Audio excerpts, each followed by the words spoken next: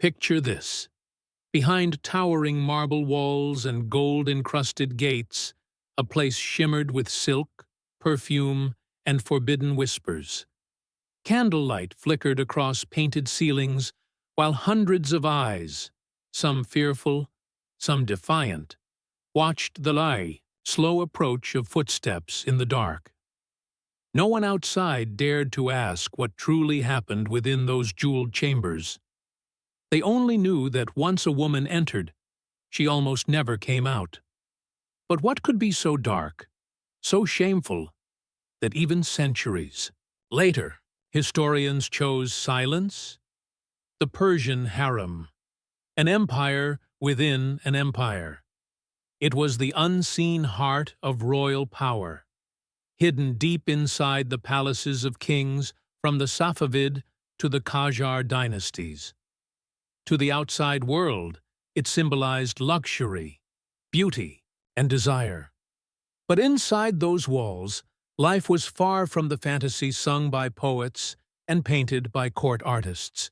Behind the embroidered curtains, the harem was a maze of control, rivalry, and fear. An empire of women ruled by one man's word.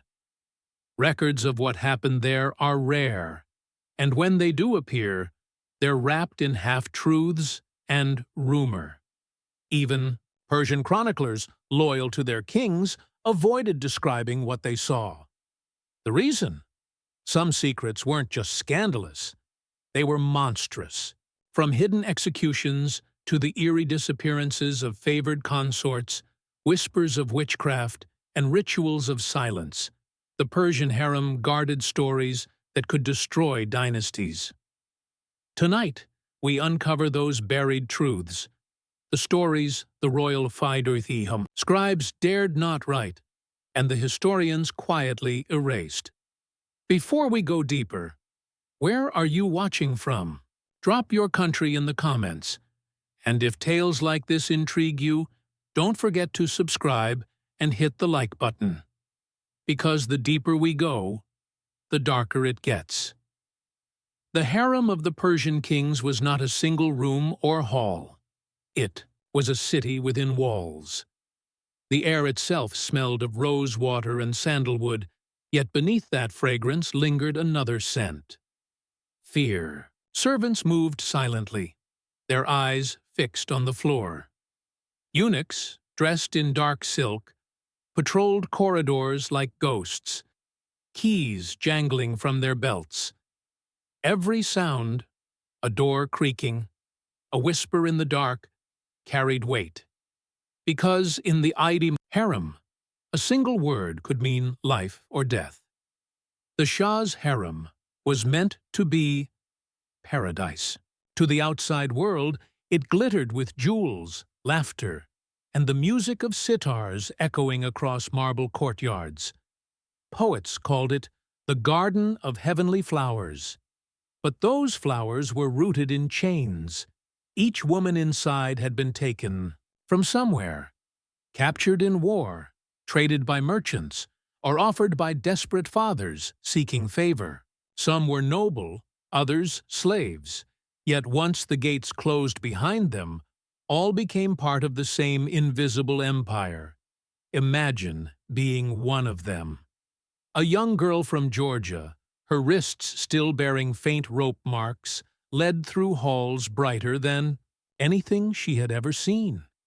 Gold drapes, silver fountains, women in silks smiling through practiced faces. She would be told she was chosen. That word sounded like salvation, until she realized it meant ownership. But here's the chilling part. Even among thousands, the Shah might see only a few. The rest lived in waiting. Waiting to be noticed. Waiting to be dismissed. Waiting to disappear. The hierarchy of the harem was precise and merciless. At the top sat the Queen Mother, the Mahde-e-Olya, whose power could rival ministers. Beneath her, the official wives, each with their own attendants and privileges. Then came the concubines, the dancers, and the invisible servants. Every woman fought for proximity to the throne, because one glance from the Shah could elevate a life, or end it. Rivalries festered like hidden wounds. A rumor, a whispered accusation of disloyalty, could destroy someone overnight. Some women learned to play the game, mastering charm, politics, even espionage. Others succumbed to despair. The walls of the harem were high not just to keep outsiders away, but to keep the screams from escaping. One chronicler of the Qajar era described how, on certain nights, faint cries could be heard from the inner courtyard, followed by the splash of water in the royal pool. Servants said it wasn't water being poured, but blood. Official records called these incidents punishments. Unofficially, they were silences, deliberate erasures of women who had displeased the Shah. Would you have spoken up, knowing one wrong word could seal your fate? Among the most infamous was the harem of Nasr al-Din Shah Qajar, who ruled Persia for nearly half a century. His harem reportedly held over 1,000 women. Each room was decorated with mirrors and gold, yet beneath the glitter, a suffocating dread prevailed. The Shah was known to have photographers document his favorite consorts, their images later locked away, never to be seen by the public.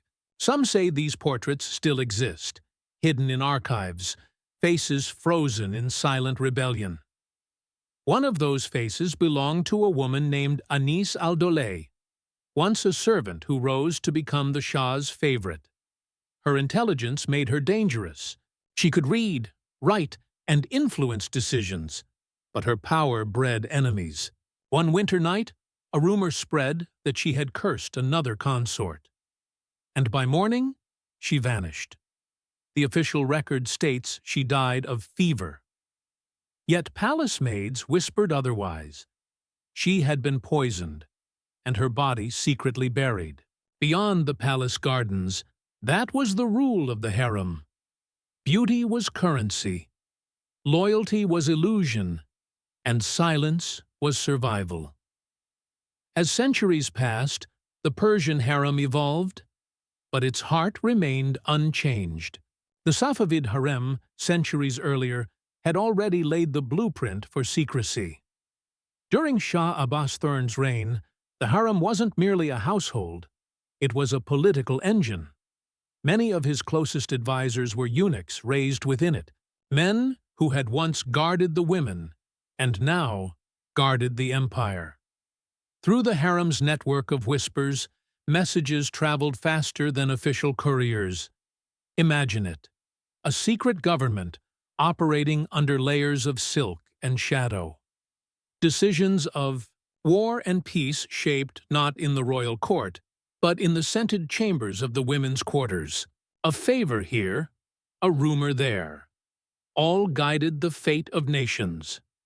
But with power came punishment. Shah Abbas was notorious for his paranoia. If he suspected betrayal, even the innocent suffered.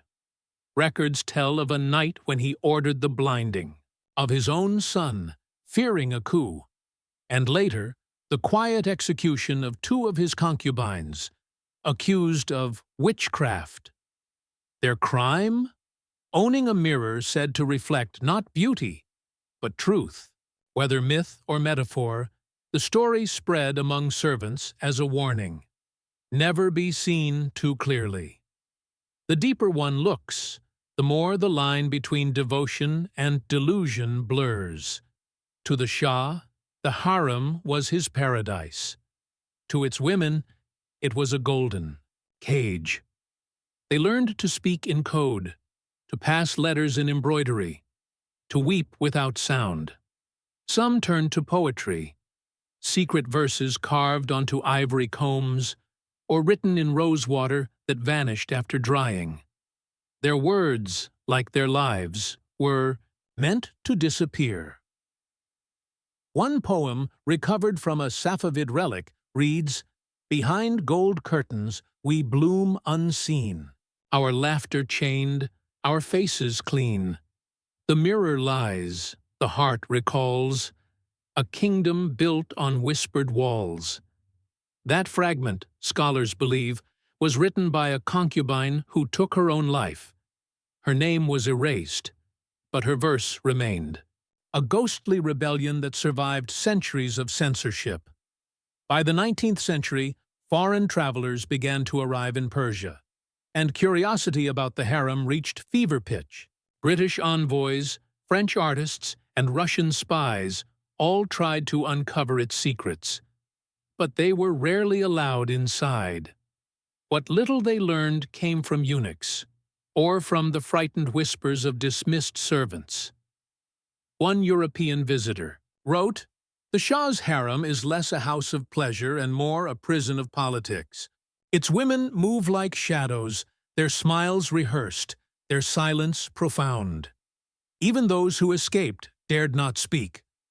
One such woman, known only as Fatemeh, fled during the reign of Nasr al-Din Shah and found refuge in Istanbul. There, she told stories of beatings, of nightly rituals where new concubines were tested for obedience, and of forbidden punishments in the marble baths, drownings disguised as accidents. Her tales were dismissed as exaggerations, but years later, when excavation near Tehran uncovered hidden tunnels leading from the palace to unmarked graves, her words suddenly seemed less like fiction. But here's what few realize. The horror of the Persian harem wasn't only physical, it was psychological. The isolation itself was a weapon. The women were cut off from their families, forbidden to see the world outside, sometimes for decades. Letters from mothers or children were intercepted. The only glimpse of freedom came through the stories told by the eunuchs, stories of cities, festivals, and skies that stretched endlessly.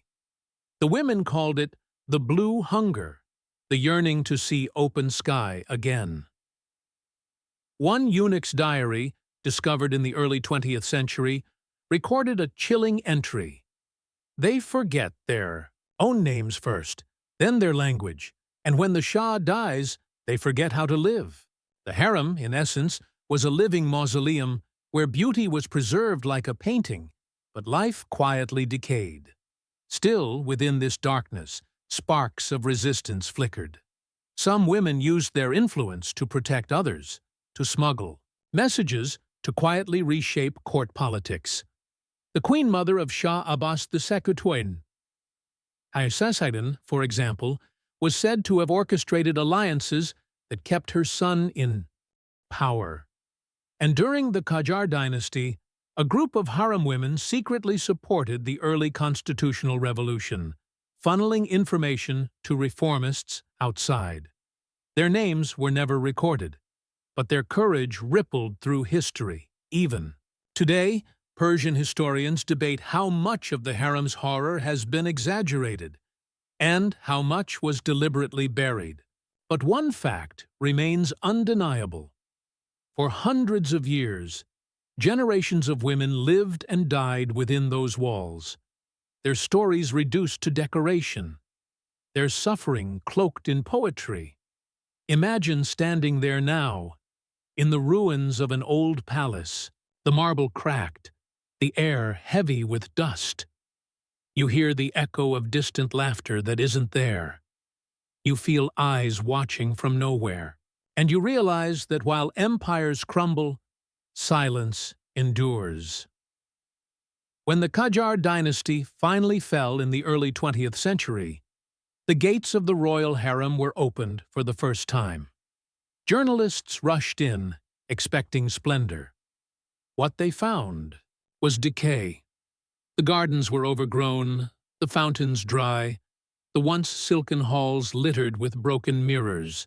In one chamber, they found murals, faded portraits of women whose faces had been deliberately scratched out. No one knew who defaced them. Some said it was the new regime, erasing symbols of royal excess. Others whispered it was the women themselves, reclaiming their identity by destroying the images that imprisoned them. History tried to cleanse what it couldn't justify. Official textbooks spoke of courtly traditions, of protected women, of cultural values, but the voices of those women never made it into the archives. The harem's secrets were sealed behind euphemisms. Disappearances, illnesses, transfers. The truth was scattered like ashes in the wind, and yet fragments survive. A line of poetry, a torn photograph, a letter hidden inside an old Quran. Each piece whispers the same truth, that beneath the empire's golden mask lay a darkness so profound it had to be erased to preserve the myth of glory. Would you have survived it? Would you have risked speaking, knowing your name could vanish? From history overnight, the women of the Persian harem lived unseen, unloved by the world outside. But their stories, once uncovered, demand to be remembered, because silence, when left unbroken, becomes complicity.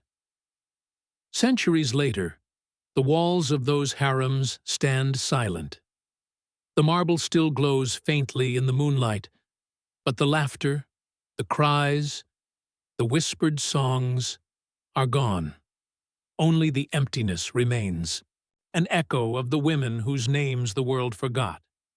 They were daughters, poets, lovers, prisoners, and ghosts. And though their faces were erased, their suffering left fingerprints on history's skin.